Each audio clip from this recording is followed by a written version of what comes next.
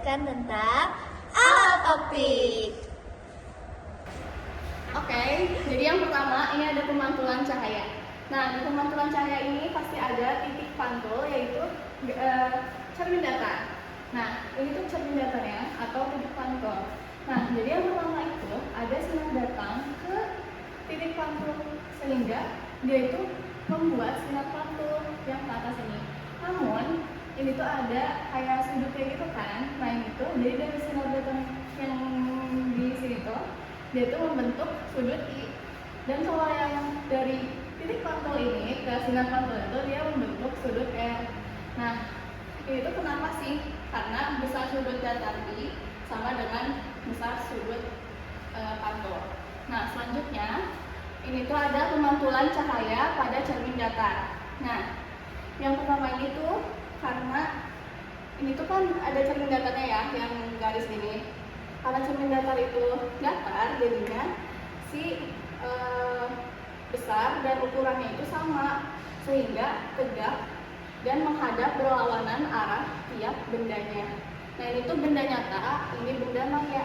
Nah, terus tuh ini juga jarak benda ke cerminnya juga kayak jarak bayangan ke cerminnya. Ya. Selanjutnya ada bagian-bagian dan sinar cermin cembung. Ini contoh gambarnya. Nah, yang pertama ini ada M. Ini titik pusat pelengkung cermin. Terus ada F. F itu titik fokus, titik api cermin.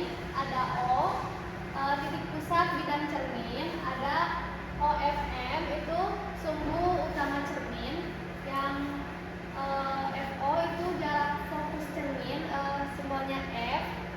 Terus ada MO, jari-jari pelengkung cermin, simbolnya R. Terus ada ruang 1, ini daerah di antara O dan F. Ada ruang 2, daerah di antara F dan M. Ada ruang 3, ini daerah di depan M. Dan ada ruang 4, daerah di belakang cermin.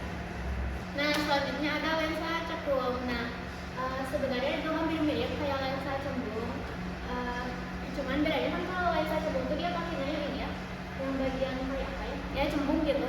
Kalau lensa cembung itu dia pakai yang bagian dalamnya. Nah, di situ ada M atau titik pusat kelengkungan, di situ ada titik fokus, di situ ada titik O, yaitu titik pusat bidang cermin. Di ada ruang 3, ruang 2, ruang 1 sama ruang 4. Sebenarnya sama aja. Nah, gimana sih pembentukan bayangan di cermin cermin itu? Jadi, pembentukan bayangan di cermin cermin itu, kalau misalnya bendanya di ruang 1, ini bendanya misalnya.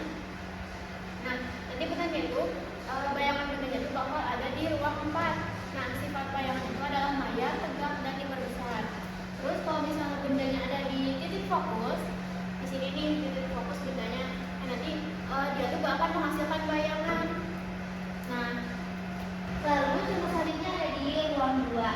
Misal nih di ruang 2 ini tuh ada sebuah bayangan. Nah, bayangan itu sifatnya nyata dan kalau misalnya ada bayangan di sini dia bakal terbalik.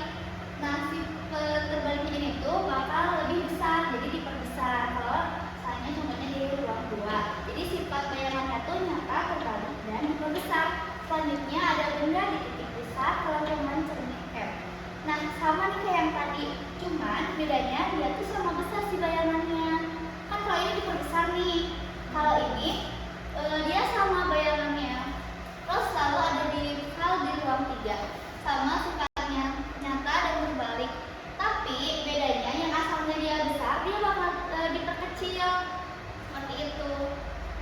Mungkin segitu saja dari kami. Mohon maaf bila ada salah kata atau penyebutan selama kami menjelaskan. Wabillahi taufiq wal hidayah. Wassalamualaikum warahmatullahi wabarakatuh.